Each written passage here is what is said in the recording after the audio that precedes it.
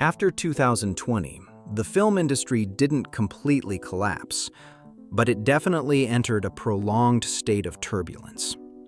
Producers kept telling themselves that 2025 would be the year of revival, that audiences, starved for spectacle, would finally return to theaters and blow the doors off the box office.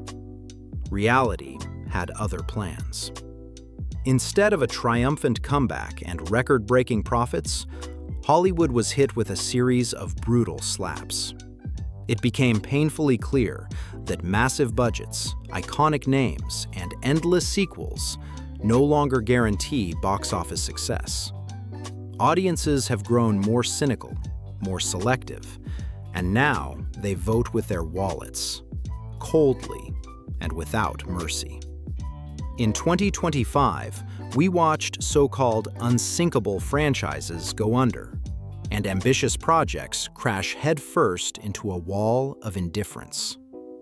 Let's go through the biggest box office failures of the year. Wolfman. Not long ago, it seemed unthinkable that a Blumhouse movie could cost more than $5 million. The studio built its reputation on ultra-low-budget hits like Paranormal Activity, The Purge, and Insidious. But times change. In 2025, Blumhouse released Wolfman, its second attempt to reimagine Universal's classic monsters. The budget ballooned to $25 million. The director was Leigh Whannell, fresh off the success of The Invisible Man. On paper, everything looked right, but the magic was gone. Worldwide box office stalled at $34 million, with $20 million coming from the US alone. For an R-rated horror film with that budget, this is a failure. There were several reasons. Werewolf movies rarely become major hits. The marketing was bland. And most importantly, at that price point, a horror film needs to massively overperform just to break even. Savage reviews delivered the final blow. It might be time for Blumhouse to abandon its big-budget ambitions and return to cheap, original ideas. In The Lost Lands. For years, Paul W.S. Anderson lived inside the Resident Evil universe, and it worked. The final chapter alone made $314 million. But in 2025, luck ran out. In The Lost Lands, starring Mila Jovovich, had a $55 million budget and grossed just $6.3 million worldwide. That's not a flop. That's a disaster. The distributor played a major role. Instead of Sony's powerful marketing machine, the film landed with the small Vertical Entertainment, which released it in only 1,370 theaters. Without a major studio behind it, the film was doomed. Add to that a niche story, an adaptation of a George R.R. Martin short story, and the movie simply vanished from theaters. Love Hurts. Sometimes the title says it all. Love Hurts is a pale imitation of John Wick, awkwardly timed for Valentine's Day. Even with strong actors, including Ke Huy Quan, the film turned out weak. With a budget of $18 million, it made roughly the same amount. In other words, almost nothing. The release date made things worse. By early February, the market was already flooded with R-rated horror and action films. Audiences were exhausted, and they responded with indifference. Mickey 17.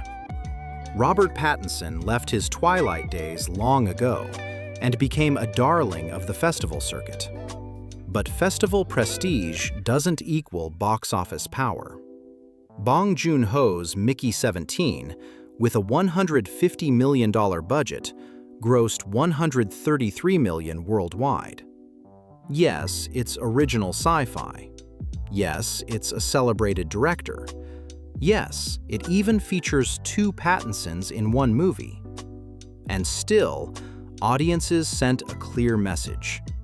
If a sci-fi film doesn't have the Marvel logo, Star Wars, or the name James Cameron attached to it, they're not interested. Ballerina. The John Wick spin-off starring Ana de Armas was supposed to launch a new franchise. Budget, $90 million.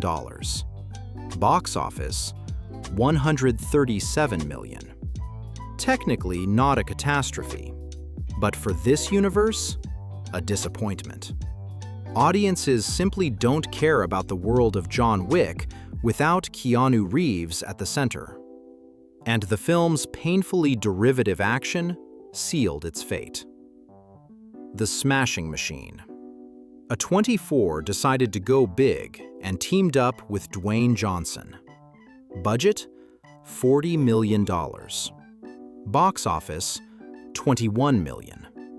Despite heavy marketing and endless talk about The Rock's first serious dramatic role, the film proved too dark and too heavy for mainstream audiences. The experiment ended in a financial knockout. Mission Impossible: Final Reckoning. Budget, $400 million. To break even, the film needed $1 billion. It made $598 million worldwide. By franchise standards, respectable. By budget standards, a death sentence. The mission to turn a profit was truly impossible. Snow White. Disney's live-action Snow White was a risky idea from the start. Budget, $250 million. Box office, just over $200 million. Weak marketing, off-putting visuals, CGI dwarfs, and zero nostalgia appeal. The result? A massive financial sinkhole. Tron: Ares. Disney's second major flop of 2025. Budget, $180 million. Box office, $142 million. That's only 35% of what Tron Legacy made, and that's without adjusting for inflation. A long gap between films, poor audience reception, and questionable casting did the damage. Everything that could go wrong did. 2025 made one thing painfully clear: the old rules no longer work. Budgets keep growing, but audience trust does not. And if Hollywood refuses to change, this era of turbulence may become its new normal.